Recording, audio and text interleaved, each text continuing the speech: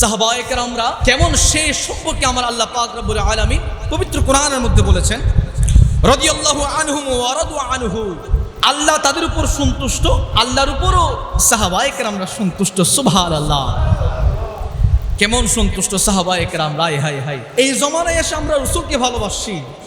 ১৫০০ বছর আগে সাহাবায়ে কেরামরা কেমন দিন পার করেছে জানেন? আমার রাসূল পাক যখন বসে থাকতেন, সাহাবায়ে কেরামরা আমার রাসূল পাকের চেহারার দিকে তাকিয়ে থাকতেন। আমার রাসূল জিজ্ঞেস করেন, সাহাবারা তোমরা ঘরে যাও না কেন? ইয়া রাসূলুল্লাহ, আপনার চেহারার দিকে যখন তাকায় খোদা কি কসম পরিবার ভুলে যায়। আপনার দুই চোখের দিকে যখন তাকাই জীবনের সব কিছু ভুলে যায় ইয়া রাসূলুল্লাহ। সেই জন্য আপনাকে দেখে দেখে জীবনটা পার করে দিতে চাই। সুবহানাল্লাহ।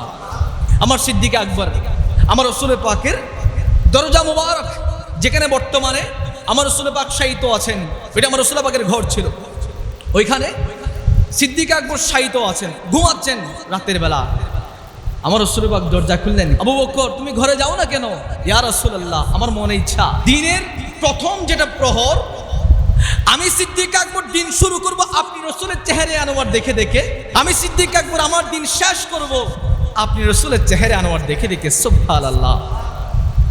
আমার রাসূলুল্লাহ সাল্লাল্লাহু আলাইহি ওয়াসাল্লাম সাহাবাদেরকে আকাশের তারার সাথে তুলনা করেছেন। সাহাবায়ে কেরামরা আমার রাসূল পাকের কেমন বেশি প্রিয় ছিলেন। হযরত হানজালা রাদিয়াল্লাহু তাআলা আনহু নতুন বিবাহ করেছেন, স্ত্রীর সাথে অন্তরঙ্গ মুহূর্ত পার করছেন। এমন সময়ের মধ্যে হঠাৎ একটা গুজব ছড়াইলো, রাসূল পাক সাল্লাল্লাহু তাআলা আলাইহি ওয়াসাল্লাম যুদ্ধে শহীদ হয়েছে।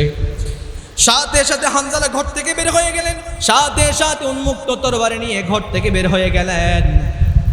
আরে কে বলেছো রাসূল শহীদ হয়েছে? কে বলেছো? আরেকবার বলো। এভাবে বলতে বলতে আমার হানজালা যুদ্ধের ময়দানে চলে গেলেন। যুদ্ধ শুরু হলো, যুদ্ধ শুরু হলো, ইসলাম বিজয় দান করলেন, ইসলামের বিজয় হলো।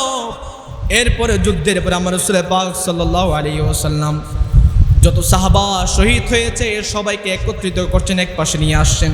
কিন্তু আমার হানজালাকে দেখা যায় না। রাসূল পাক দু চোখের পানি ছেড়ে দিলেন, এরা আমার সাহাবারা, আমার হানজালা কোথায় আছে? আমার হানজালাকে একটু দেখো, আমার হানজালাকে খুঁজে দাও, আমার হানজালা কোথায় আছে একটু দেখো। এভাবে করে আমার রাসূল পাক কান্নাকাটি শুরু করে দিলেন। আল্লাহ পাক রব্বুল আলামিন আমার রাসূল পাকের কাছে জিবরাইল আমিনকে পাঠাইলেন। জিবরাইল আমিন বলেন, ইয়া রাসূলুল্লাহ, চিন্তার কোনো কারণ নাই। হানজালা সদ্য বিবাহ করেছিলেন, স্ত্রীর সাথে অন্তরঙ্গ মুহূর্ত পার করেছে, ফরজ গোসল আদায় করে নাই। এ হানজালা যুদ্ধের ময়দানে শহীদ হয়েছে। ফরজ গোসল দেওয়ার জন্য ফেরেশতারা হযরত হানজালাকে আসমানে উঠিয়ে নিয়ে গিয়েছে। সুবহানাল্লাহ। রাসূল পাককে ভালোবেসেছে, তার আখের গোসলটা হয়েছে আসমানে। সুবহানাল্লাহ।